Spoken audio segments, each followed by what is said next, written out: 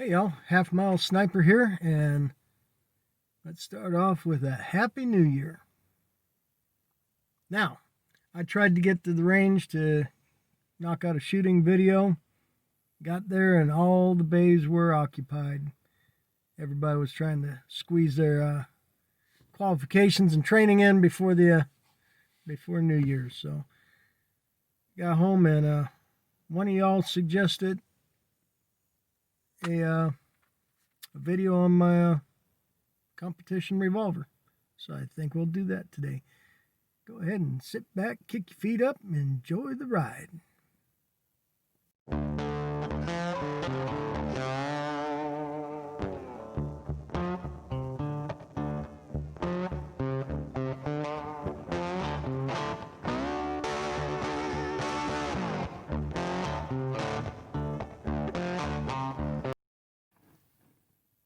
So what we'll do today is I'll just give y'all a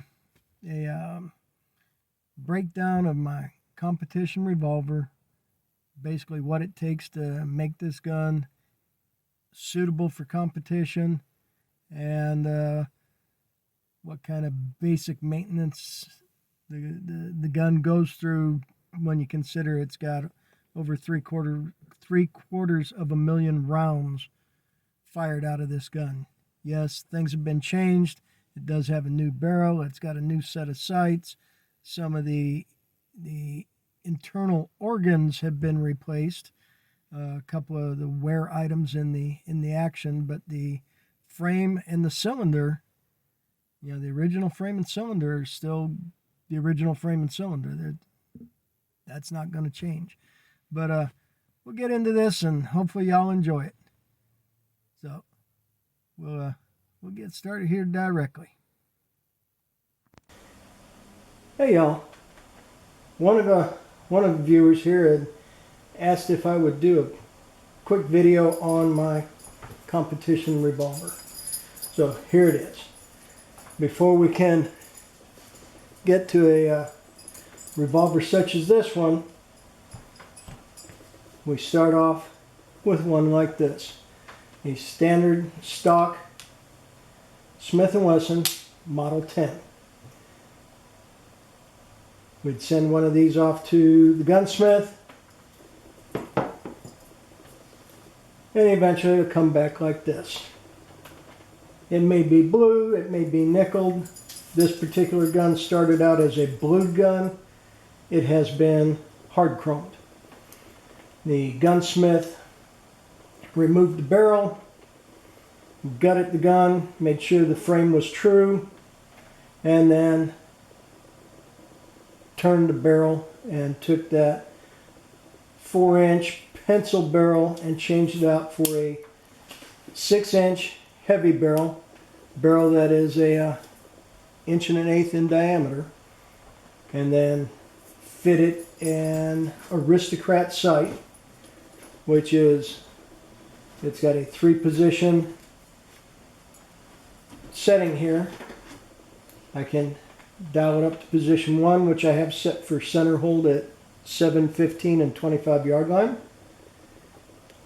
I can go to position 2, which on a humanoid target, this gives me a neck hold at the 25 yard line. And position 3 is a neck hold at the 50 yard line on a humanoid target. Let's see, what else? Besides the hard chrome finish and the barrel and the sights, with the barrel change, we lost the front locking lug for the cylinder, which is forged into the bottom of the barrel here. Ejector rod locks in to that locking lug. Center pin locks up in the recoil shield, and that's what keeps the cylinder aligned with the barrel. Well, in the barrel change, we lose this. So to ensure that the cylinder is locking up in time, aligned with the barrel, a new locking lug has been added here into the into the crane. And there's a detent ball here and a detent up in the top of the frame that gives it positive lock up front and rear. The front face gets trued so that you have an even gap between the front face of the cylinder and the forcing cone of the barrel. This particular cylinder has also been chamfered, which makes it easier for reloading, and the cylinders are numbered. Internally, the internal action pieces have been polished and smoothed.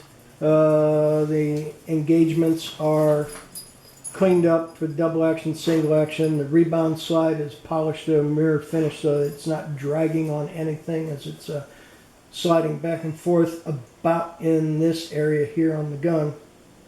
And then one of the other things they do, and when I say they, I mean some of the gunsmiths, not all gunsmiths do this. You got to remember with the Smith & Wesson revolvers, the mainspring is not what gives you the action job. It's the smoothing of the internal parts. But the gunsmiths will put drill a hole and set a set screw here so you can lock down that strain screw, which will keep it from backing off in recoil. So the strain screw is probably backed out, maybe half a turn on this one, and then locked in position with the set screw. And this gun is set up so that the double action trigger pull, single action trigger pull is exactly 2.5 pounds. But I don't shoot it single action, I shoot it double action only, and it has a very light, very smooth, probably a 7-pound double action trigger pull. One of the other things that this gunsmith did, and I don't know if we'll be able to show it or not, but if you look at the actual triggers, the trigger has been reprofiled on this gun, where this hump here has been smoothed out.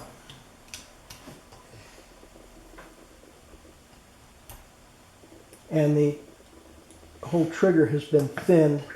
The serrations on the trigger face have been removed, giving a nice smooth radius trigger.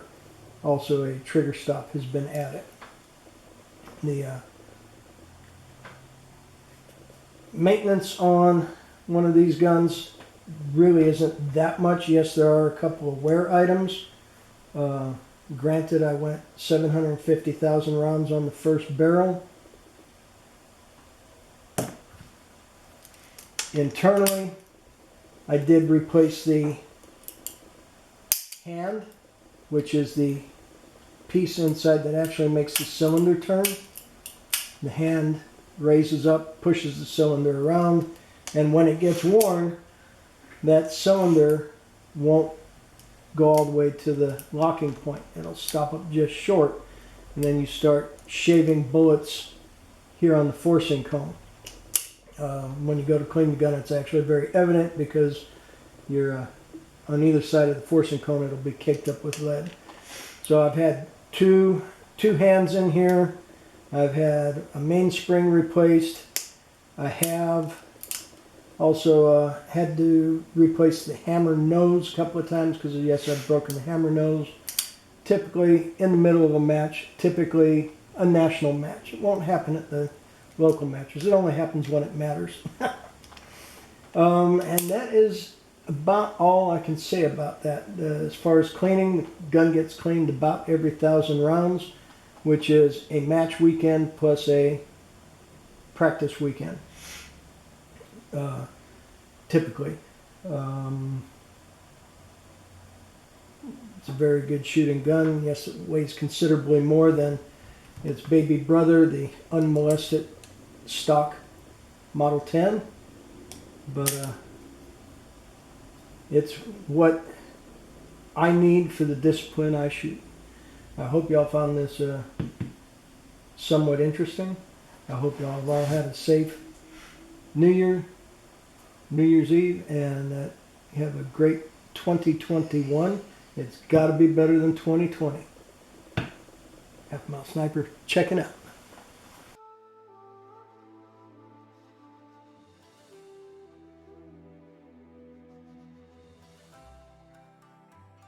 Send it.